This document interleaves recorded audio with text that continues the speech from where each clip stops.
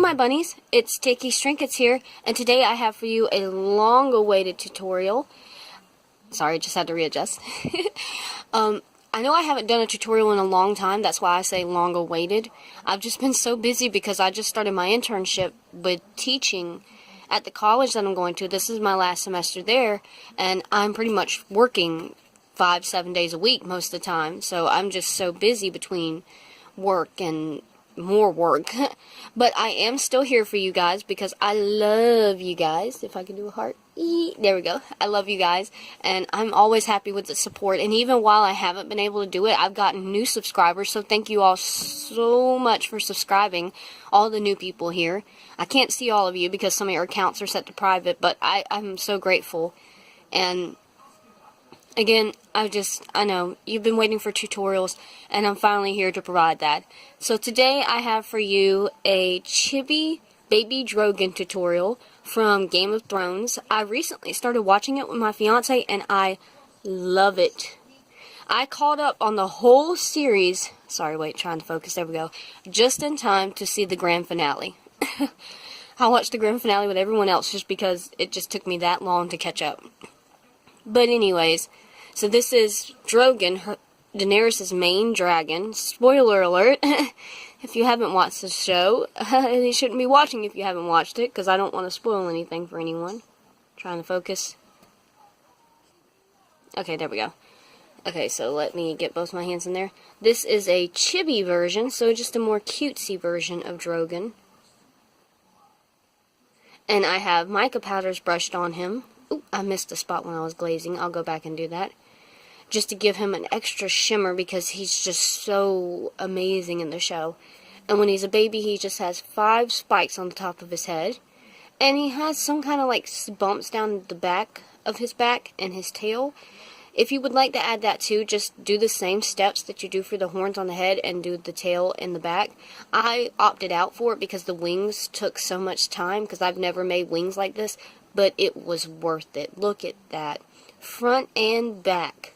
You can see the red and the black. I hate when people make wings and you can't see the wings on the back. It just, I don't know, it just bothers me because, you know, in real life, if there were dragons, you'd be able to see the color part of their wings on the back.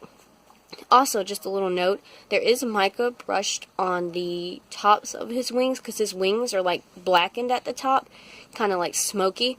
So you'll see the pewter mica powder that I use in this tutorial later on, and the beads are acrylic as always. It's a pretty easy tutorial, just follow along step by step. Keep a reference picture of baby Drogon on the side. If you want to do a little more with it, that's fine. If you want to do a little less with it, that's fine. I can't wait to see all you guys' creations once you do it. Thank you all so much for watching, and I really, really do hope you enjoy this. If you do, give it a like and a big thumbs up, and maybe even subscribe. Alright, now let's go ahead and get into this tutorial. See you there! Alright, to start off, I'm using all black clay, and I'm just going to go ahead and roll out teardrop shapes for the wings, and balls for the head, the body, the legs, etc., etc.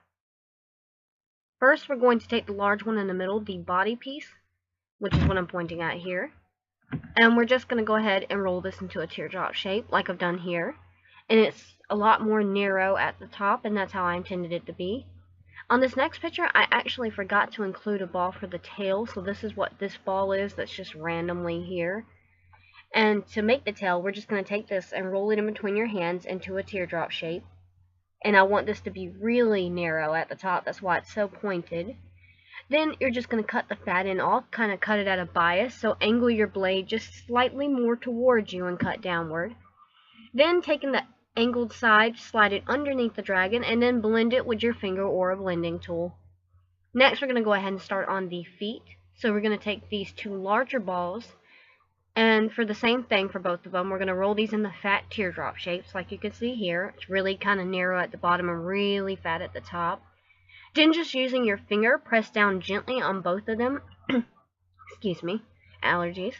Just press down very gently on both of them, and they'll look like this. They're flat on the block. They're flat on the bottom, but still rounded on the top. Then just take your blade and cut 2 triangles into both of the feet in order to make pointed little feetsies. And I just stuck these on the body. You can interpret this tutorial a little bit differently. This is just my style, but you know, do what you'd like. Next, you're going to take these 2 balls to make his little thighs, his little fat nub thighs. And each ball, you're just going to take the very palm of your hand and press down gently against your work surface on each ball individually to make them flat. They'll look like this when you're done, and try to make them the same size. These were a little bit off, so I cut the left one to make it a little bit smaller. I just didn't do it on camera.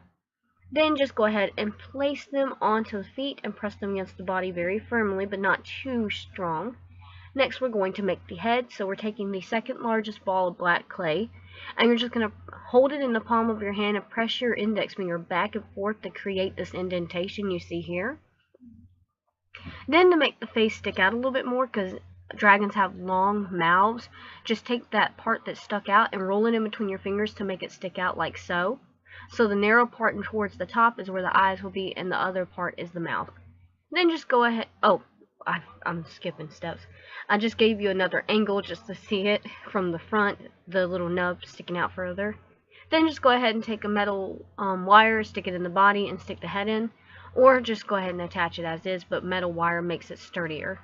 Next, take the 5 small balls, and all of them we're going to do the same thing. Roll them into little teardrop shapes like I've done here. Then in order to attach them to the head easy, you need to cut them all flat at the round ends like I've done here.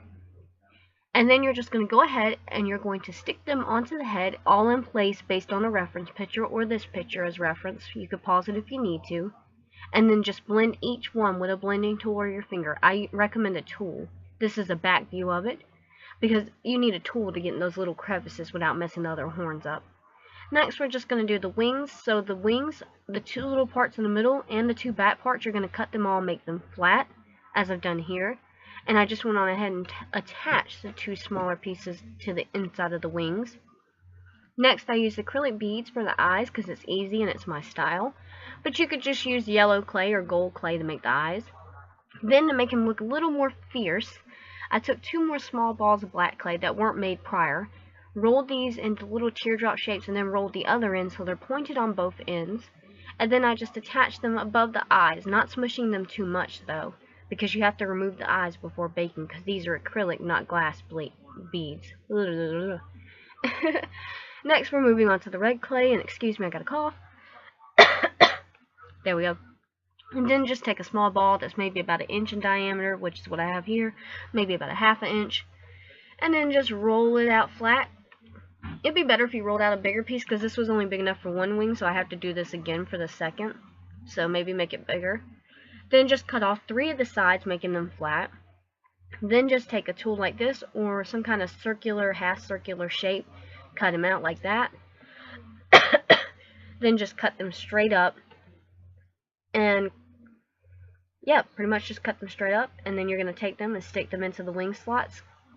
Cut sides off if necessary. And just readjust everything if you need to. Next, you can see there's where I completed the other wing. Excuse me. Then I just took 2 metal wires and attached the wings by the black parts of his wings, the top parts, as you can see here. Then just take your rubbing alcohol and Q-tips to just wipe away any dirt or dust. After you've done that, just take your pewter colored mica powder, which I get in a set of 4. And the small paintbrush, and just brush the back, 1 straight line down the back, and brush the tops of the wings, or the backs of the wings. Now I brushed the front of the wings, and I brushed a straight line down his face and body as well. Then I detached the, the wings, and the eyes before baking. Just put them in like this. I mean, you could bake it with the wings attached, which will make it look more smooth, and you could blend them, but I just wanted to be safe. Then I just attached them with glue after it was done, cooling off. You don't want to burn yourself or mess it up. Then just take your polyurethane floor varnish and go ahead and glaze it. You could do 2 to 3 coats for more sturdiness, and then you're done. I hope you all enjoyed this video. Look forward to more tutorials from me, and thank you all for watching. Bye-bye.